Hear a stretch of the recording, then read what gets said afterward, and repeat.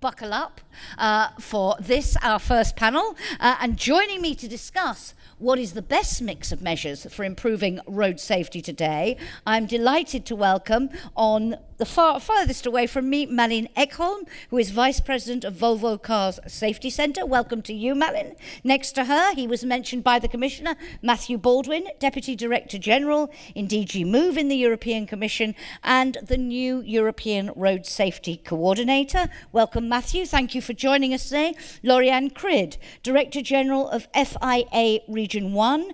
FIA, of course, being the governing body of motorsport, and it promotes safe, sustainable and accessible mobility for all road users across the world. And last but not least, Antonio Perlot, who is Secretary General of the European Association of Motorcycle Manufacturers, ACEM. We've already talked a lot about vulnerable road users. We'll come back to that a little later on. The format for this debate is I've asked our panel not to make any opening statements. We're going to dive straight into the discussion. I have some questions for them to get us started, and then I will come out to all of you, not just for your questions, but also if you have a comment to make. There's a lot of expertise in the room. We'd be happy to hear from you, with one stipulation, that everyone is brief so I can fit as many of you as possible in. And if you want to tweet, please do tweet about what you're hearing to the outside world. But as I say, for questions to our panel, please raise your hands in the old-fashioned way. So, Matthew, perhaps if I could come to you first, given your new role.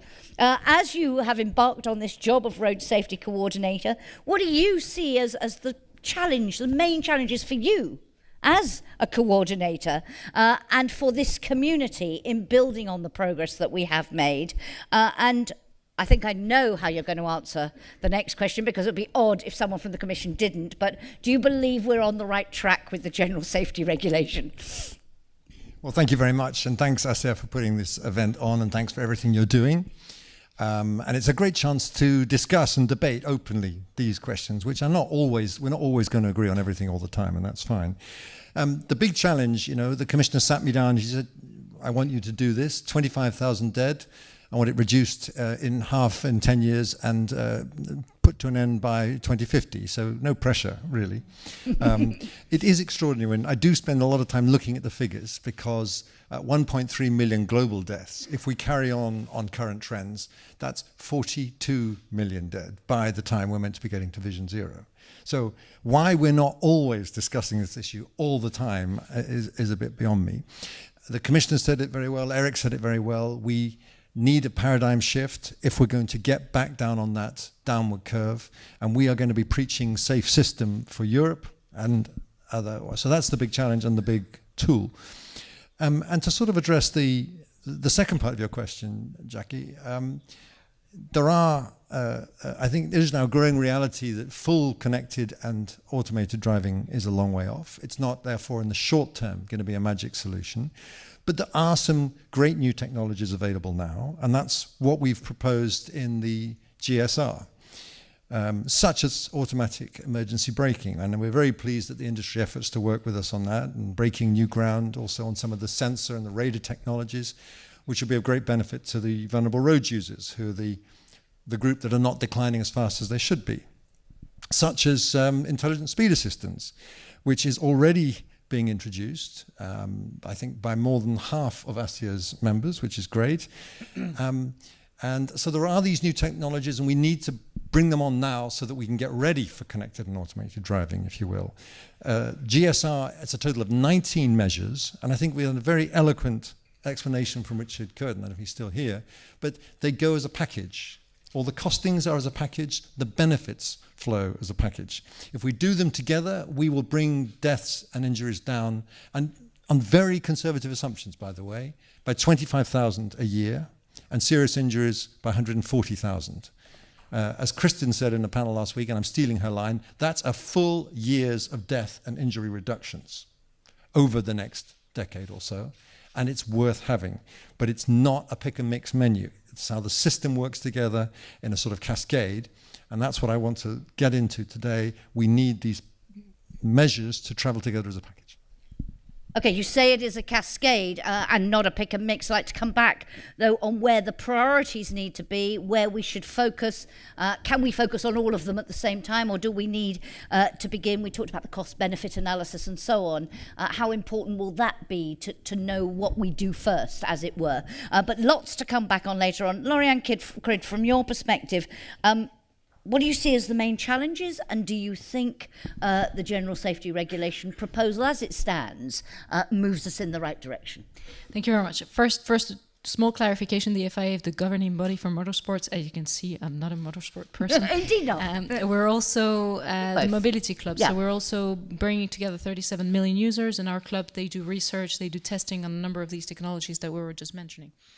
The main challenges today, as we see them, well, the first is a relative stagnation of road fatalities. The second one, clearly speaking, is vulnerable road users, broadly speaking. So on my left, the motorcyclists, the cyclists, the pedestrians. And this become even more important when you see, let's say, the increasing focus we put on multimodality and mobility as a service, on getting people from one car to a bicycle and so on. And that is going to be increasingly important also, how the technology that's put in the vehicle is clear and easy to use for users, because you probably will not necessarily own your vehicle in the future. You need to understand how the system works, be it the BMW or Volvo or whichever, directly when you enter the vehicle, because by adding up layers of technology, you add a certain level of complexity. And the third, or the most important things we're looking at in terms of road safety at the moment, is distraction. Again, for all types of your road users, so pedestrians, cyclists, but also, of course, motorists. So we need to make sure that the way we feedback and we inform users and drivers and cyclists is the right one. So that being said, is the GSR going in the right direction? Yes to 95%, let's say, from our end. We also believe that we should look in both active and passive safety, because there is no replacing the driver in the near future. So we will need to mitigate consequences of accidents, also linked to the fact that you will have more coexistence of different modes in cities. So that's something that we need to focus on. On the active safety, we're very much in favor of ABS, and ABS that should work at low speed in an urban environment for pedestrians and cyclist protections, lane keeping assist, of course, seatbelt reminders and so on. And for the passive safety, new standard for pull testing, and of course the underrun protection of trucks if an accident occurs. But you said 95%. What's your 5%? That's the famous ISA that we're going to be discussing. Okay, we'll come back on that. Intelligent speed assistant. I think I can feel an argument brewing already, but we'll come back to that in a little while. But from your perspective, Antonio, and from the vulnerable road user perspective, what for you is the key challenges now? Is there anything that has not already been mentioned? And are we on the right track with these proposals? Thank you. Good afternoon. I think Laurianne, in a way, preempted what I wanted to say. And it was also in the beginning of the presentation that was made earlier on today. The challenge is moving from protecting users that are in a box, therefore already protected, to actually protecting the vulnerable road users. And this is a huge challenge for all. Clearly, when you look at the numbers, the vulnerable road users, and we talked also about the elderly, but I think as far as I'm concerned, the motorcyclists, and in general, the users of smaller vehicles that do not provide that passive safety protection, that is a huge challenge. And if you look at the GSR, you said driving progress further. I would say riding it progress further is very important to move forward. We would like to think that many of the proposals that are included in the GSR, even though they do not really target improving the motorcyclist protection, because they do focus on pedestrians, cyclists mainly, that they would in a way also apply to motorcycles. That requires some steps, which we're taking, I would say in very good cooperation with ACEM, so we believe there is progress also that can be applied to motorcyclists from the GSR. And of course, looking forward, if you look beyond that, I think CITS is going to be clearly connectivity between vehicles will be the key to ensure that these more vulnerable users are actually catered for. and to the extent also, of course, of cyclists and pedestrians. And Laurianne had her 95% figure, and she told me what the 5% was. What's your number? I would say those 5% are probably including all the vulnerable road users, as I mentioned. So that would be for us the priority. So again, we're not quite there. You see elements of it, but not enough of it. Malin, complete the picture for us in terms of the challenges you see it, and whether you think what has been proposed is that best mix of measures that we're talking about. Good afternoon, everyone. First, I would like to start in the end that I think the Vision Zero that's been talked about today is fantastic news. We've had the Vision 2020 for quite some time, so I completely agree to what direction we need to move in and that we need to work together.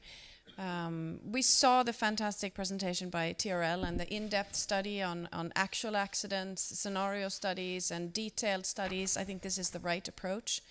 The challenge is to do it in continuation. Joining forces over time, not a project that starts and finishes. We have a research platform in Sweden we call SAFER. It's been going on for 10 years, doing a very similar work to this, focusing on bicyclists, motorcyclists, and other road users, and really moving forward. We have a tendency to join forces when we have a technology to refer to, which is always challenging because you can like and not like a specific technology. But if we really, really want to make a difference, we should start talking about research and knowledge and scenario studies, and then based on who we are and what we do, take the responsibility. As an OEM, I can, in run-off road accidents, I can work with the body structure, I can work with systems keeping the car on the road and seat structure.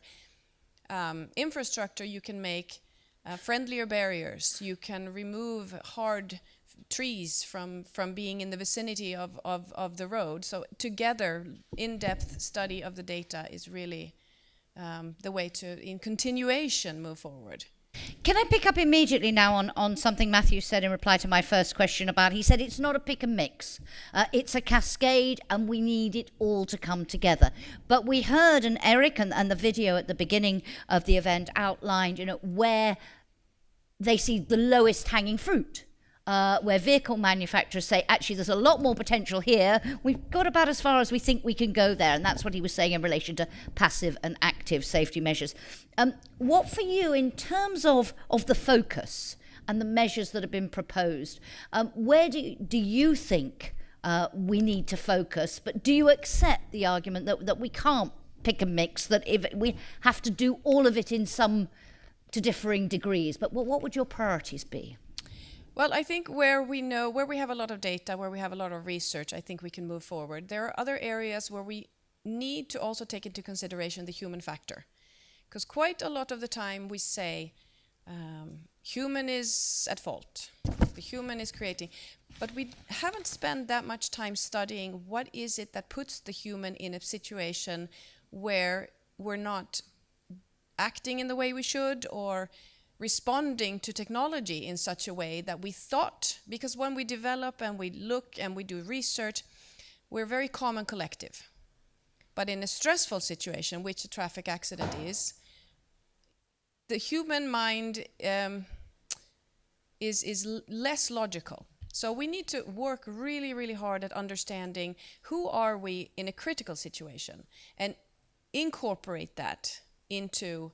And I think that's one of the challenges I also have with ACEM, not the function as such, we have it in our cars, but putting it as mandatory before we completely understand that every single user will respond to the information in the correct way, and making sure that every single user is really that it supports in the way so it needs to support. It's not just the ease of using it, and Laurianne pointing out people will switch from vehicle to vehicle more and more as we go into car sharing systems and so on. It is, as you say, understanding the human behavioural aspects better than we do now, to see how they will respond to the technologies as well as to the situations they find themselves in. Matthew, you said no pick and mix, but we need to have a focus, don't we? Or you can't do everything across the board at the same time. Do you accept the argument that says, actually, in terms of the potential, there is more we can do now with active than passive? We've done a lot of the passive, even though you're saying, please don't pick and mix. Well, I think first of all, let's not mix apples and oranges here. The whole active-passive debate is a fair one. It's true we've got most of the benefits from in car safety from the passive side. Yes, we're coming down towards the bottom of the curve in things like side impact protection, but we haven't given up on on passive measures. There's some more in the GSR proposal, and I don't actually hear anyone saying we want to dump the whole passive thing in the bin. So I think that's something of a false debate. I hope so, anyway. On the ESA thing, and this sort of slight notion which I'm starting to hear, as if the Commission sort of raced around the supermarket with a trolley and sort of grabbed a few things. Oh yeah, we'll have an ESA and we'll have an AEB, and we stuff it in the trolley, and then they can just take it or leave it, and that's it. It's absolutely not been like that. This process has been a very long, consultative, costing, what things will bring us what measures. This is not new to the car industry, as Volvo acknowledged. It's in, I think, half your models. And this particular proposal has been extremely carefully costed. And again, as Richard said, it travels together. The whole principle of the safe system is that if one part of the system fails, then you move on to the next. And that's the key of how ESA kicks in. It's a process. It's not coming out of a clear blue sky. Just to try to unpack the debate a bit more, there are basically three potential beasts or types of beasts you could introduce in this area. There's a thing, and it actually goes exactly to your point about the human factor. There's speed limit information. You're driving along and a little thing starts buzzing on your dashboard saying, you're going too fast, slow down, slow down. Not very effective, becomes irritating. Quite a lot of drivers take it out of their, hardwire it out of their systems. And in the costing done by ACEM's own consultants, TRL, roughly 1,500 deaths less a year. Then you've got the whole range of things known as ESAs. And yes, they are adapting, and the things that you've put in your cars, they're developing before our eyes. And that's great. It's an evolving technology. And that's what we're requiring be mandatory, or we would like to be mandatory, from 2022. So again, plenty of time for the industry to adapt and put this thing in, and it's not out of a clear blue sky. And then the third thing, which we have not done, and again it was hinted at by Richard, is what you call non-overridable speed assistance. That means, you might want to go faster, but the car won't let you. When we have fully automated cars, they will have to respect all the speed limits, and I tell you, there'll be no public acceptance of them. So we're going there eventually, and in the meantime, we're in a good halfway house, which will produce roughly half the death and injury savings as non-overridable speed adapters.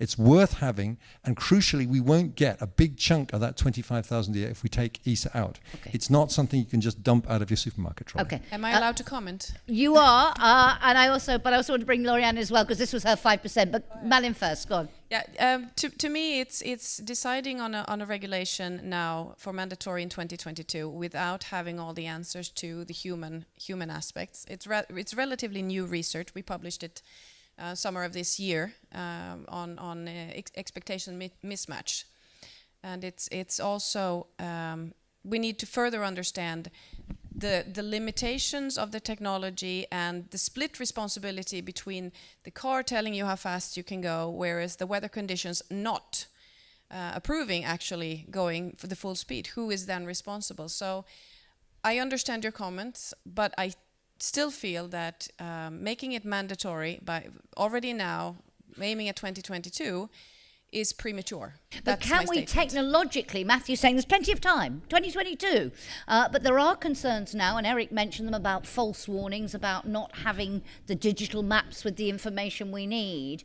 Is there the time to get there? Laurianne, you made this your 5% of the GSR that you were not happy with. Your reaction to what Matthew said? Yeah, I mean, I kind of knew this was coming, and we had the discussion before as well. At the Automobile Club, we don't take the responsibility lightly of saying we don't think this needs to be mandated now. We usually are very much in favor and pro-mandating the systems. I think it's very much a chicken and egg question. Whether or not the system is ready will become more ready by being mandated. And we have commissioned additional research also looking into what is ISA. For us, it's a question that we believe that a number of the assumptions in the TRL reports were made on assumptions that did not materialize. One of them is by 2010, all vehicles will have sat-nav as a standard. It's still not the case today. We have 60% in Germany. By 2010, speed limit data and digital roadmap would be available on pan-European basis. 2018, still doesn't happen, and that these systems rely on external data to a certain extent, that they can give the wrong information to the drivers to a certain extent. Studies range from 10 to 25% of error rate. We actually had our experts on ADAC being told to drive 100 in the city center of Munich. These things happen, they still happen regularly, and it's a question of how much information overload you get to the driver and how much you expect him or her to still take on responsibility. On top of that, we believe that a number of the navigation systems and so on do give a sensible amount of information already to the driver. So it's a chicken and egg. For us, it's a bit premature as well. Which comes back, and I'd like to come back in a moment, but I want to bring Antonio in on this debate, to the question of synergies and different technologies that do similar things. And therefore, when we look at the integrated approach, how do we make sure we are taking account of those interactions and doing the most effective things? But Antonio, on this debate of the active versus passive generally, and then this intense debate about ISAs. So when it comes to motorcycles, this is what I'll take as an angle. Of course, for motorcycles, passive is much more difficult to achieve. Yeah. We work as an industry, and we have to work with many more industries to achieve that, because it is about working with equipment manufacturers, helmets, jackets, many things. Of course, components on the vehicle can also be addressing passive safety, but it's much more difficult. So we are focusing for that reason on the active side. I mentioned connectivity being a priority for us. We set up a consortium of the main manufacturers that are working in this direction to ensure the motorcycles are part of tomorrow's connected mobility. Automated, maybe not so much. We have some prototypes that are able also to do the automation, believe it or not, on a motorcycle, but maybe that is not so useful as such. What is important, just a few words about ISA, and this is a possible application to motorcycles, is limited by the dynamics of the vehicle. A car is stable on their four wheels, the motorcycle isn't, and to basically ensure the balance, you need to modulate the speed as you go around a bend, for instance. This is quite important. So I believe for us, if anything, we would be talking about some information about speed that is applying rather than actual operation on the vehicle, because it would surprise the rider. Correct. I do share the comments Laurianne was making about the reliability of the system. I think in general, this is a very good point about ISA. And if I may, I think again, from a motorcycle industry perspective, what is important for us is that any system that is developed on cars does take from the outset into account all the vulnerable road users. And this is quite important. As the vehicle become more connected and automated, being able to identify and take care of the mobility of the other users make sure is we're going to not be focusing fundamental. too much on just on car, as it were, this is and correct. thinking about. Correct. So some figures were given. I mean, we have about 70% of the accidents that are involving two-wheelers are actually caused by the driver of the opposing vehicle not seeing the motorcycle or not reacting properly to the motorcycle. So you can see that already today this is an issue. We are conscious of that, and if you look forward, we need to make sure that these systems do pick up the motorcycles. Want to come on? Yeah, Matthew. Sorry, no, I don't want to interrupt your No, go on. Well, I want to jump back into this discussion because maybe we're all being too polite. There's something a bit odd here, because no system is perfect. We talked a lot about automatic emergency braking.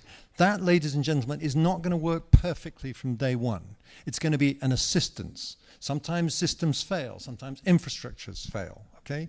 So the 90%, I don't know where the 75 figure comes from, Laurianne, I trust you, but the 90% figure is actually a very effective, it's a very effective device. And all the consumer surveys are telling people who are buying their cars, put it in because it actually works. Now, what's important about that? Sometimes TomTom tells me when I'm driving along, oh, in fact, the speed limit's 20 kilometers higher than I saw on the sign. You're still responsible. You're still driving the car. What this is, very simply, I say, is a simple device to help the driver observe the applicable speed limit in a constructive and consistent way. If the weather's bad and you're going along in northern Sweden and it's not great weather, you're still responsible for slowing down, whether or not your accelerator grabs you. And just one last point, again, just remember that this is not something which the insurance industry is going to get wound up about. it's an overridable system, and you're gonna have to be driving within observable speed limits eventually. So why not start now? I don't quite understand why responsible organisations like FIA and ACEM I'll give you a chance to respond, but I don't want to spend the entire hour just talking about intelligent speed assistance, because we have a lot of, I know, but I'm not going to let you, because we have lots of issues to discuss, but you wanted to come back quickly on that. I just wanted to give you an example. There have been some accidents in the press about a brand of cars that is into automation, let's put it like this, that had not picked up a motorcycle. And because of that, of course, the car did not stop. Now, you could say that this is perhaps a very rare occurrence, but you wouldn't want to be in that situation. So obviously, the system, whilst it's not 100% functioning, needs to take into account these different situations. And if the driver is relying a lot on the system, you could have a situation that is actually potentially worse because of not being ready to take care. But that being said, I do agree. Okay. That's what I meant. Just add one thing. Just one thing, the main difference between ISA and ABS, for example, is that you rely on external sources of information, and that this is another source of error as compared to, and of course ESC, when we implemented it, was not 100%, none of the system is, but it's closer to than the 75. And again, if there's a question on, we very much are open. The research we have is on our website, so tear it apart. Let's have the discussion on the facts. Okay, I want to come, sorry, and I know we could spend the whole hour talking about this, but there's so much ground I want to cover. And I want to come back to this question of an integrated approach, but from two perspectives. First, from the perspective of how these technologies work with each other and how we avoid duplication, how we make sure that if we require something, it's not something that's already being done by another technology in the vehicle. And then the question of integration in terms of the title of our event, the safe driver, the safe roads, as well as the safe vehicles, how we get those things together, just in terms of synergies and also knock-on effects. Because, for example, I know one of the arguments when it comes to passive safety, and we've gone as far as we can, Malin, one of the arguments is if we go further, we may add weight to the car, and that has issues related to our other objectives, climate objectives, and so on. Just in terms of those synergies and trade-offs, how do you see that, and what do you mean when you say we're maybe not taking enough account of them now? Well, again, I think we end up talking about one technical solution versus another technical solution, which is really difficult and not as productive as it could be. So if we go back to a specific scenario that we would like to address, looking at weather conditions, driver situation, what made the situation happen, and really in-depth investigation, very similar to what was presented earlier today. But we do that for every single scenario in continuation over time. With road authorities present, OEMs present, motorcycle, bicyclists, everyone who has a say and a stake in this particular scenario, and do what is most efficient in every single area. I was touching on run-off road. And in our seats, we have a crumple zone, which takes the Z-force out of the spine. We have a protective cage. We have a system that keeps the car on the road. But we talk to the road authorities, and they have the wire barriers as opposed to fixed hard concrete. So having a conversation of what can we do, where, who can add value to this particular situation, rather than talking about A technology or technology B. And that's not happening now? It's happening, but what I would like to see is it happening very structured, in continuation over time, because we're making efforts, and now we have a list of 16, and then we do that list, and then what? So we need to have this in, and I think that's basically your job. Moving forward. If I understood the commissioner, or I heard what I wanted to hear, I guess. Well, we all do. But I mean, I do actually agree with you. I mean, an integrated approach is exactly what we're trying to do. And I think integration in three senses, that you've got the safe system and, as you said very eloquently, the safe roads, the safer vehicles, the better road user. And indeed, it's about giving the car, the system, different tools in its armory to address different situations. Okay, and I think maybe the things we differ then is whether this technology we're talking about assists or doesn't assist enough, in your view, in that specific situation. That's worth discussing, but we are trying to get the same thing. If the system one part of the system doesn't work, others must kick in to save the life or reduce the injury. But also if you think of it from another sense of integration, if you take the problem of speed, and it is a big problem, you can address it through more draconian speed limits, or hopefully communities taking back control of their and saying we want these lower speed limits to apply in our communities. And you can also give yourself tools, and I'm sorry I mentioned it again, ISA as a way to build in on sometimes patchy and non-sustained patterns of enforcement. And then the third notion about integration is the integration of the technologies. And again, I'm sorry, I'm not a great expert on this, but the different things, ISAs, ABs, they actually share the same components in the car. So again, you just take ISA out and the other systems won't work as well. And you will have a big net reduction in your safety. Laurianne's looking deeply skeptical. I am, but I'm not picking up the technical debate. But I'm sure we can have it afterwards. But I don't trust it's the case. I think what we say is that indeed there are a number of components that are shared over a number of systems that are proposed. But I don't. But again, I think we have a better expert on the panel on this one. What does the word, but when we talk about integration, so those three different areas of integration, so we're talking about the system itself, that cascading effect which you described, and the integration of the technologies. How effective do you think we are being at the moment in really taking account, discussing, are we putting too much emphasis on technologies at the moment and not enough on the better roads, the safer drivers? How, and if we are not getting all three elements of that equation, what do we need to do about it? That makes your job actually quite difficult. No, I think indeed from our end, of course, we're focusing very much on the driver, on training drivers. I think the more technology you put in the vehicles, the better trained they should be about what they do, when they intervene, what are the type of feedback you get. And again, I mentioned when you change vehicles over time, it will be more and more crucial to have a, let's say, intuitive way of getting into the vehicle. It might be very fancy for an engineer, but if I change from a Volvo to a Volkswagen, I want to know if I have ISA. ISA works like this. And of course, for the infrastructure part, I mean, we're talking a lot connected, automated, the future, and so on. But in many parts of Europe, the infrastructure is still in the stage where we're talking potholes, we're talking lack of investment, lack of maintenance. So it's very much of an issue. I'm sure John will touch about it. And indeed, the Commissioner mentioned when talking about your role, Matthew, those countries where we're not doing as well, where indeed more than stagnating, we may be going backwards, but I'll come back to that in a moment. But Antonio, what does genuinely integrated mean to you, taking account of these technological synergies and trade-offs and all these different aspects that make a safe system? Well, technology is for sure important, and as industry, we make vehicles, we believe technology is important. I mean, TRL was at the basis also of the analysis that led to some of the new safety technologies on motorcycles a few years back by regulation, but we had started developing those already, I would say, on a voluntarily basis.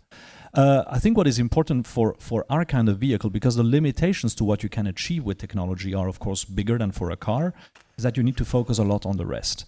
So as an industry, we're used, and Laurianne was talking about training. We launched a few years ago a training quality label. We label together with a German Road Safety Council and the support of the TSC, we label training centers and training curricula that are actually teaching the rider to identify the dangers. So that's important. The awareness of the user is really the first, almost the starting point for a motorcycle to be safer. And then infrastructure. You were mentioning two things. You mentioned cable barriers, which is of course a huge issue for cars, but even more so if you're riding a motorbike, clearly. And Laurianne was talking about, we think about future infrastructure and how it will be connected with the vehicle, and that's going to be clearly the way forward. But indeed, I completely subscribe to what you said.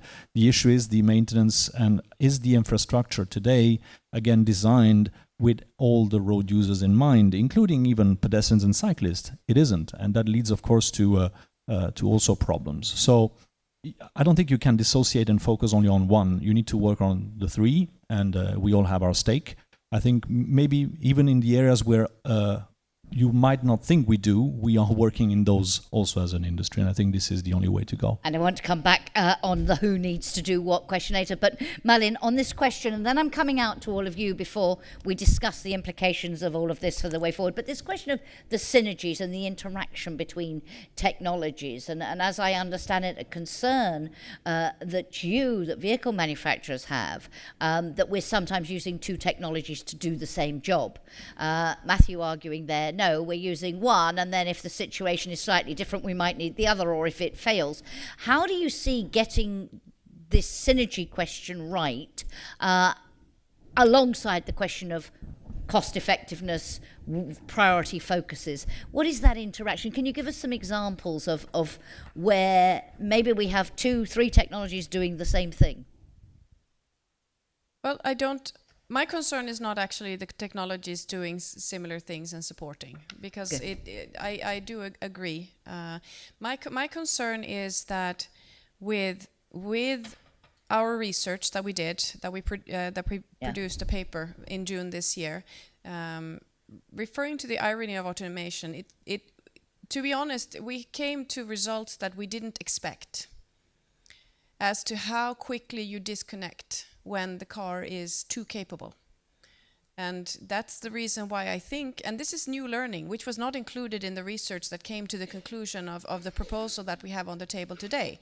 So what I would like to do is to further understand when it's not voluntary to use a function anymore. It's not by your choice. It's not by you're consciously choosing a support system, a driver support system, but it's actually mandatory. It's there. Are we sure we're not creating a new problem because people react in different ways in different situations? Can you give an example? You said it wasn't what you expected. What did you find that you didn't expect? We were driving cars and having people, non-engineers, testing, and we find that we very quickly start trusting functionality. As humans, we think we won't, but we do. And it varies, and we're very different, and the spread was larger than we expected. But we happily surrender control Not more everyone. easily, What but I'm more talking easily about than you thought. More people more easily. But what I'm saying is that instead of right now, with the knowledge we have, with the data that we have, I feel that we should look into this new research and take it one more time around to make sure in this particular area, to make sure that we're not adding. Currently, we have it as a driver support system. We like the system, but then it's by choice. Yeah. And when it becomes taking over control rather than support. I know you want to come back, but I do want to go out to the room first just to see if anyone has a question or comment, and then you can react to that as part of our next round when we focus on what all of this means. I'm going to ask you please to introduce yourself and please be brief so I can squeeze you all in. Thank you, sir. Hello, I'm Dominique de Munk. I'm a general technical analyst. Why don't we include the hardware and make the functionality depend on updates? All big players are supporting remote updates. You have Aptiv, Bosch, so that's the question. Sorry, I'm not sure what you mean. Presumably we do. Cars are updated. You can include the hardware to make the ISA supportive, but only activate it when a country has up-to-date. Got you. So you install it, but you don't necessarily use it until you're ready to do so. Thank you. Good afternoon. Steve Phillips, Conference European Directors of Roads. First off, I want to thank Matthew for saying that we need drivers to be a bit intelligent, because following the logic I think I heard on the stage, again, I want to stress, when we talk about the stupid signs we have at the side of the road, it's a speed limit. It's not a speed advisory. And if we follow the logic that it's an advisory, then we're going to spend billions replacing all of those signs with some kind of clever updatable thing, okay, like we do on the motorways. But we're not going to have the same technology on all roads as we have on motorways. But so I think there is some common understanding we need to have here, that we need to have some rationality in terms of how we approach the legislation. But I want to make 2 points, and I think first off, We heard the Commissioner talk earlier about zero tolerance, and why don't we apply the same approach as we do in road and rail, in road as we do in rail and aviation. I think there are actually some very, very big differences between aviation and rail and road. Not only in terms of the fact that that they are running on very, very different infrastructure. For example, if runways had to deal with pedestrians, if railways had to deal with pedestrians, we'd be in a very different state. But also, and I think this is my other point to Matthew, is how do we reconcile the fact that we have very different regulatory environments across our single mode? Yeah. We have type approval legislation that applies to vehicles that are then approved, and the average age of a vehicle now in Europe is what, 15? So, it takes a long time for these vehicles to change.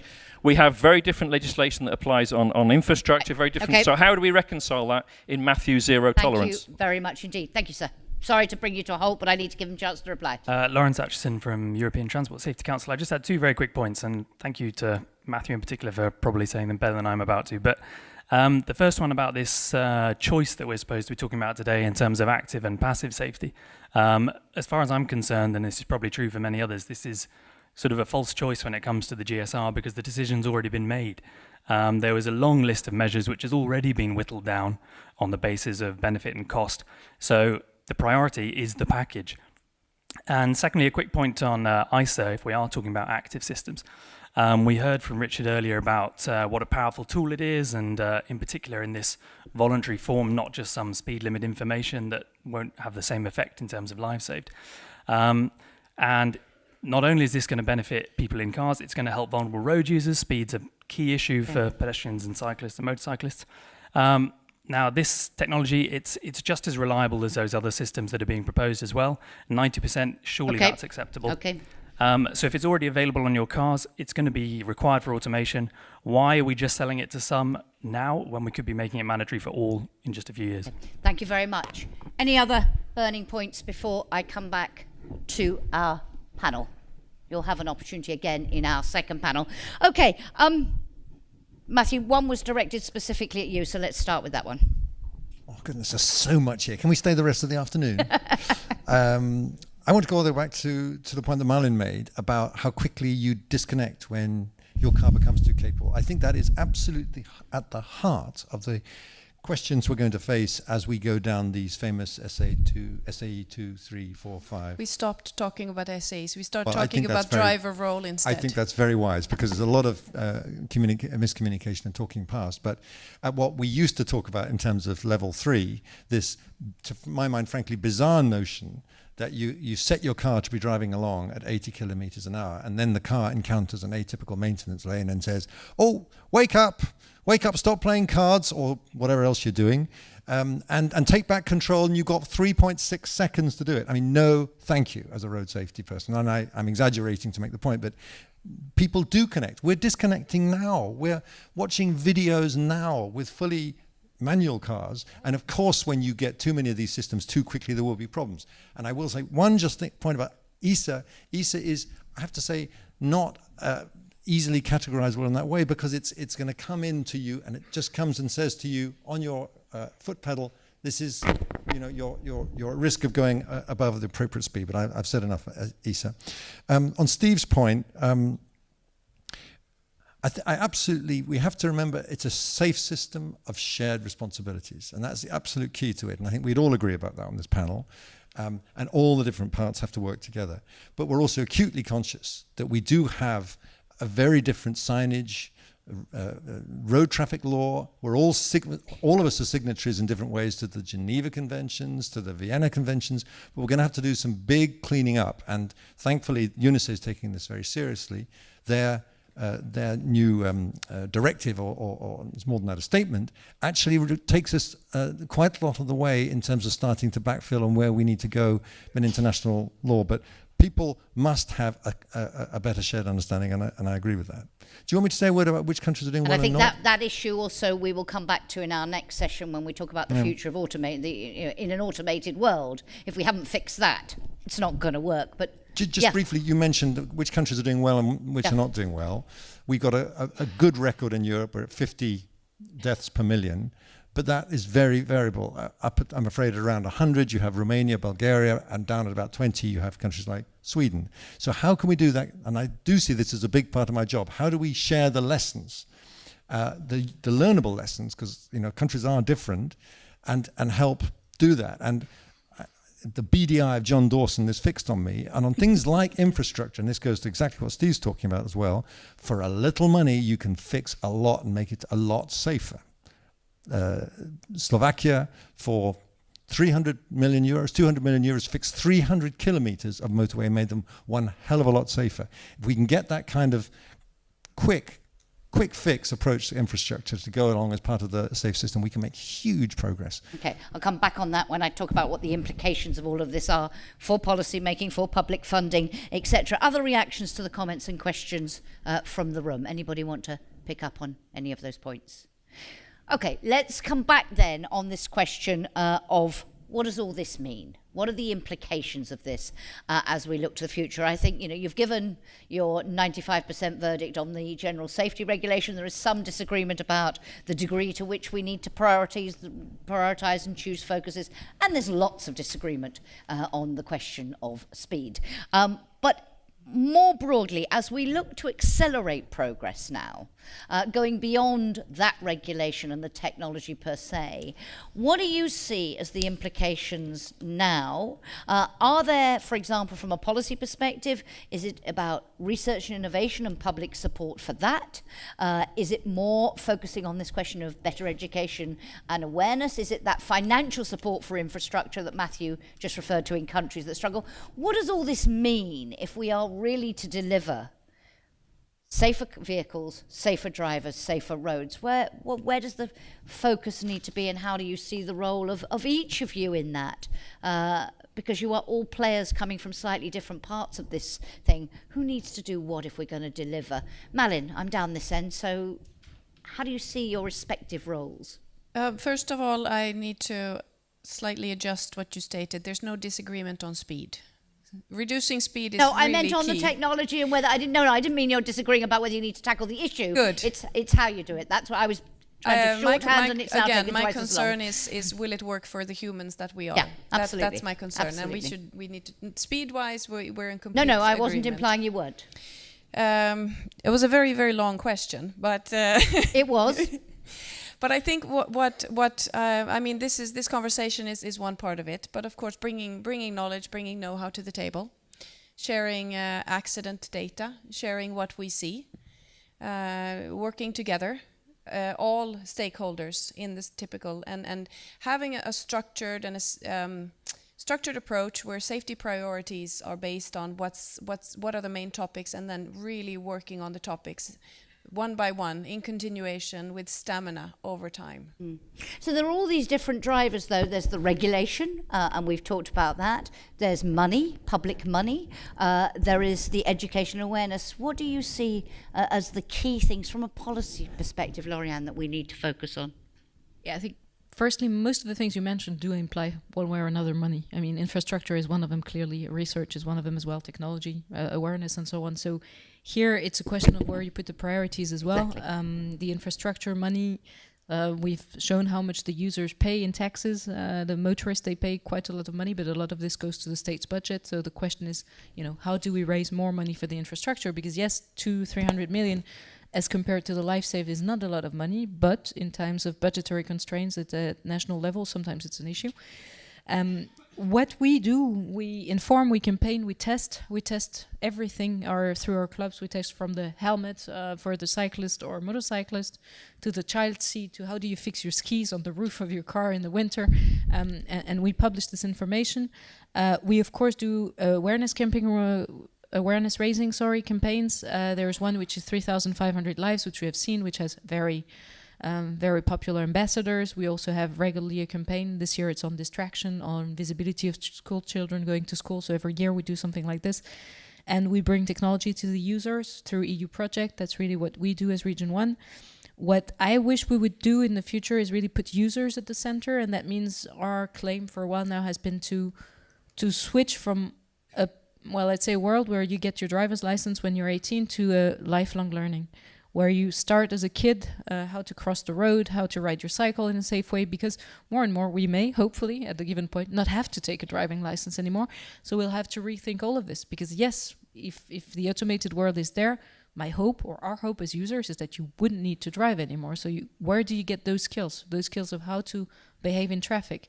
So there's a shift there that will be needed once we reach the higher level of automations. I'm happy that we skipped the SAE, but my mind is still there as well, so I refrain. But when the user is not in the loop anymore, then we're not responsible, then the systems have to work. Otherwise, there's no big... And we'll come back on that in our next panel on the our future in an automated world. And that transition, and the point that Eric made right at the beginning, because he talked about we need to prepare now and we need to use what we've got now to prepare for that future. So lots to come back on. Antonio, for you, where would you put the emphasis? We haven't really talked so much about the use of public funds. We have in relation to infrastructure, less in terms of the research and innovation that is needed to meet some of the challenges of these technologies. Where would you put the emphasis now?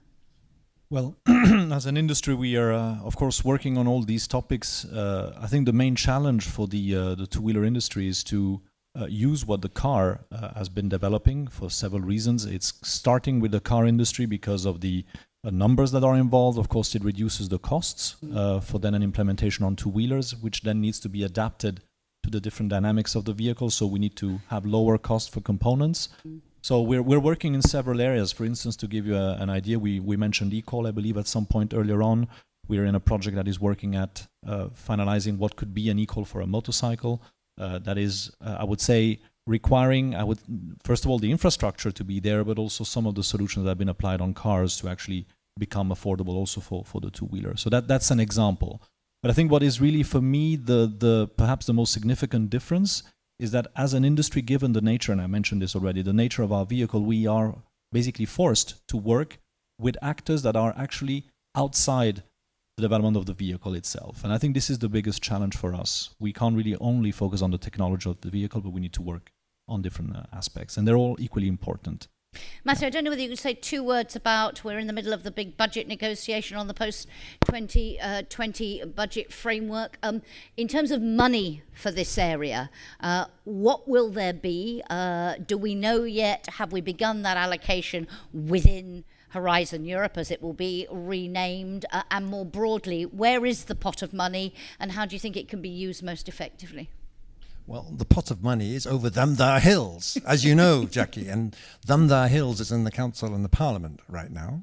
We put our proposals on the table, both for Horizon Europe, but also for a stronger, more safety, more multimodal, thank you for mentioning that, Laurianne, CEF.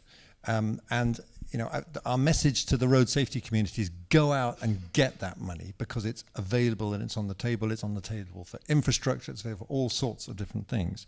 We're also working, and I can't announce anything yet, we're working with the EIB on having some sort of one-stop shop, because again, back to Bulgaria and Romania and others, they come to and say, well, how do we do it? And so we want to try to find a place where people can say, here's my problem. I saw some fascinating people from a road in southern Italy, which you would probably empathize with, and they just want to find a way to get some money spent on the road, and this kind of one-stop shop could be really helpful for them. Your general question to all of us about, is it these different things? The classic thing for me to say will be, well, they're all important, Jackie, and we should be doing all of them. But in reality, it's a narrow group of things that we know needs to be done. And I'm sorry to keep banging, we've all banged on about it. It's called the safe system, and it is, ironically, in terms of our debate, it's solidly based on the science, and it's based on what we know kinetic forces do to human bodies and how we can stop them dying or be seen as injured. And that's what we got to keep the focus on. In our research, in our education, in our enforcement, that's the thing we hang on to. Hence the importance of data and gathering it, and the Swedes, take a bow, have gathered enormous amounts of data starting from the roadside, so they can learn from every accident, and we can almost predict with this laser-like predictions, if we get seatbelt wearing up another 10%, we can reduce our deaths and injuries by another whatever it is. Yes, absolutely keep users at the center. We need a user-centric thing, and I think Antonio's done a great job today about reminding us all about the vulnerable road users all the way through. They are the forgotten ones. In Swedish cities, 90% of the deaths and injuries are occurring to vulnerable road users. Perhaps My question is, if you're driving around in a new Volvo, how do you die in a Swedish city? I mean, it's not meant to be a flippant question, but you can understand where that's going. And that's why, finally, I find this discussion a little bit worrying, because we've done the costing of the deaths and injuries. It's been done at its base, and it's been done for years. And we talk about the savings in deaths and injuries, and it's been done by a reputable company, an organization in the UK called the TRL, and I'm worried that at this late stage in the legislative game, we are at such fundamental odds about something which to us is going to save one hell of a lot of deaths and injuries. If you rip it out of the overall package, could do huge damage to what we're trying to achieve with the GSR. And I'm very, very worried at this stage in the day we're still debating about it in such a fundamental way. Okay, we are almost out of time, but I want to try and take that question on, because I was saying there, and you were right, many elements in that question, but if for each of you, and I want to make you a European Commissioner with road safety responsibilities, and of course this is a split responsibility because some of it comes under industry and enterprise, the general safety regulation, some of it comes under Commissioner Bulc, who we heard from earlier on. So you can be whoever you want to be, whichever commissioner. But if you were in charge for a day and you wanted to put us on the right track, really on the right track, so it's 100% on the right track, to reverse what Richard highlighted, that worrying slowdown in progress, what is the one thing that you would do with your day in charge? And I'll start with Antonio, go to Laurianne, incite Matthew to stage a coup against his commissioner. Now she's left, and I will give Malin the last word. Antonio, you have the power for a day. What are you going to do? And who are you? Yes, exactly. No, I'll be myself. Simple as that. No, I think the focus is also on, we talked about the national element. We have all these targets at European level, and I think the organizations like ACEA, ourselves, FIA, we're all working at European level. But at the end of the day, if we cannot mobilize national level to actually support regional and local level, we talk so much about demographics, meaning older people, meaning more urban share of people in the future. So in reality, the cities have a huge role to play to ensure that especially the vulnerable road users will be covered. So I would say the emphasis I would put is perhaps coordinating more at European level what the local level should be doing. So bring all those different levels back together and make so a holistic approach from the levels perspective as much as anything else. Laurianne. That's a tough one. I think first off, what I want to say is that for ourselves as well, the GSR is something we've been waiting for a long time. So I would really push as much as we can so that we get it done, despite our differences, as soon as possible, because that's urgent. If I were to be a commissioner, I think I would really do two things. First, try to, as much as possible, create traction in the member states, in the cities. We have quite a good program in our organization, which is called European Traffic Education Contest. We reach around 800,000 kids every year through our clubs, and we teach them how to be safe in traffic. And they're ambassadors. They're the little Matthews everywhere in the countries. It's a bit scary. Now there's an image to conjure with. But still, the idea is that you create people who are aware, and you create this awareness everywhere. And I think that's useful. One of the things we need to be aware of is indeed that by having new mobility modes and new things, keywords. Sorry if there is any, but. Older people, let's say on electric bikes, which drive 25 kilometers an hour, which now, for example, in the Netherlands, are a lot of fatalities. So we need to keep alert on these new things that are a plus for mobility, that could be a negative point. So use the technology, make sure to put the user at the center, create little ambassadors. I'm not going to repeat it. Okay, so I don't know how many mini Baldwins we're going to have, but Matthew, are you going to stage a coup? Are you going to stage a coup against the commissioner who was here, or are you going to stage a coup against her colleague, Commissioner Bieńkowska? You don't have to say which, but if you were overall in charge for a day, what's the one thing you would do? Well, if I were Commissioner, I would immediately resign and demand that Commissioner Violeta Bulc be reappointed for another 5 years. How very loyal of you. No, I think it's a good, honest question. And I think Malin put it dead right. We all want speed to come down. So in the Commissioner as fairy godmother, I would wave my wand and I would bring speeds down. And I think that's where we would all agree. If it's by miraculously suddenly people observing the speed limits or whatever it is, we got the speeds down, that would be fantastic. But so when you look at your integrated approach, we haven't talked so much about traffic enforcement. Actually, you said tougher speed limits, and then you said, and if we can't enforce them because it's a bit random, we need something else. Focusing on speed as perhaps making the biggest difference at this stage for you would be the priority. Exactly. I mean, we're talking in the preparations for the next UN conference in 2020 about elevating speed to being one of the pillars alongside the safer cars and infrastructure, which we discussed. And I think if you look globally at the issue, that's dead right. Thank you. Malin, you have the last word. Your priority while you're in charge for a day. What are you going to do? Well, it's fantastic. Well, first of all, there's so much passion in this room. This is fantastic. It's a great subject to talk about, and we have differences in opinion in details, but in general we do agree. But I think one of the challenges that we've touched on a couple of times. There's so much passion. There's so much energy. There's so much effort. If I had the opportunity, I would find a way to join forces. I think that would be in continuation. I've mentioned it before, but really finding a platform where data is shared, where knowledge is shared, so that development is done in cars, in motorcycles, in electric bikes, and in infrastructure and everything else. But taking the steps forward, because it's not in one area you make the complete difference. You make it if you take steps in several areas. And it's that deeper knowledge, as you said right at the beginning, that deeper knowledge of us. We talked about human error being responsible for 90% of accidents, more than 90%. Without that deeper knowledge that comes from working together, then we can never quite get to the zero. We can get so much better if we do it together.